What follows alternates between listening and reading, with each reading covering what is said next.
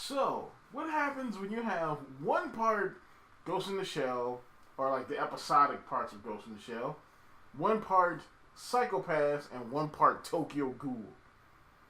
You either get something that's really awesome, or something that's really messy.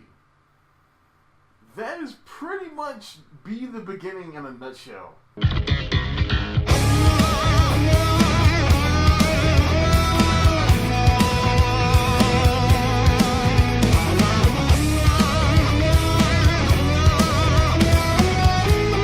So what is up, YouTube? It's RS Mario here, bringing you another anime video. Yes, I know it's been a while since I've done an anime video, but mainly because I wanted to catch up with all the other stuff I was going to review this season, because I have been missing the season in reviews, because I've been behind on the shows I wanted to review, and that messes up the first impressions for the next season. And it's like a train. Once you set one car off, it pushes the other car back, which pushes the other car back. So I had to just kind of shut down the anime stuff for a minute to catch up on the shows. This way, now I'm caught up, I can go on to start talking about anime again. And weirdly enough, the first anime I talk about is Be the Beginning. Netflix leading the charge into next season with another show.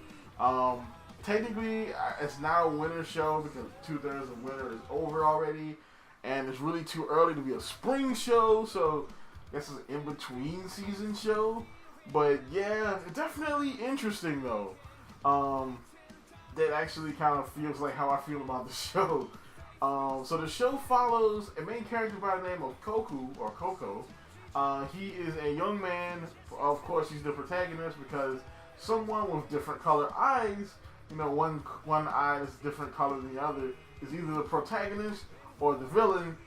He just pulled the straw and became the protagonist this time. So he's the protagonist, and he is fighting against a mysterious organization of like weirdly painted face people that want him for some reason. Then the other storyline is also a man by the name of Keith. He's like this weird, kooky, like uber detective type who is searching for someone, and it's kind of hinted that it may be the main character that he's searching for, or someone connected to the main character, because the main character is also searching for someone. Everybody's searching for someone. The only thing I'm searching for is a cohesive story here, because there isn't one really. Because they try to cram so much into this.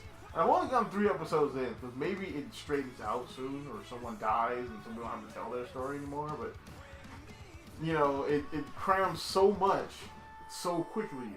Like every episode is not only following the story of Coco, it's also following the story of Keith, his personal story, and the story of him trying to stop whatever criminal of the week, because they have, like, every episode has a different murderer that they have to find and or stop, and those murderers are being helped by the clown face people. So it's so much going on, it's kind of like, what's going on? You don't know what the actual story is.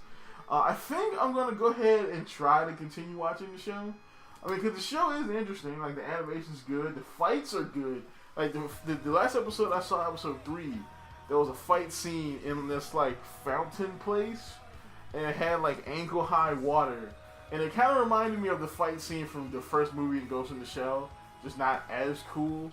Seeing as though one of the characters was highly annoying and turned their leg into like a sword, which I never understood that about people in like different shows that want to turn their legs into weapons.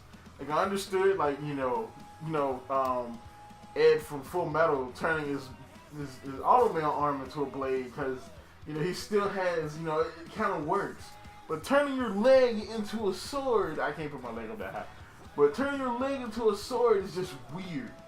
Like, how are you going to balance and, like, fight? No. Also, like, the villains are so absurdly annoying. Because they're, like, so extra. Like, the villain from episode 3, I'll take, for instance.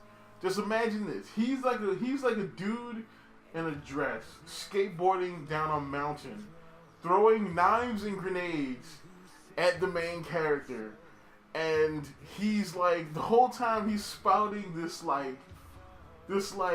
worst Bray Wyatt promo, I can't even talk, philosophical bullcrap. You know, and if you know Bray Wyatt, his promos are like, you know, these kind of like philosophical, you know, like thingos that kind of get to you. You know, the bad ones are just kind of babbly, but the good ones are just kind of cool, you know, because you kind of get it, you know, or some kind of dark story from his past. This one is one of the bad ones. And this is going on the whole first part of the battle until they get to the actual place where the water is and start to fight for real. Then it gets good. Like, all the villain characters are kind of like this. They're kind of annoying in their own different way, you know. But yeah, I give this show a shelve. Shelve this sucker. I mean, technically you probably don't have to since it's between the seasons. You know, if you're already caught up on all the other stuff you watched for the winter season, you probably can go ahead and marathon this in like a weekend. And Netflix brought it out on a Friday just so people could marathon it. I honestly did not know this dropped until like Sunday night. And I was like, wait a minute, this dropped? And people were talking about the OP, which is amazing, by the way. But that's about it for this. I have another anime video coming out, which is going to be a preview for the spring season, as well as another video game video coming out. Like, comment, and subscribe, and as always, folks, keep it real. Someday I'll be gone. 'Cause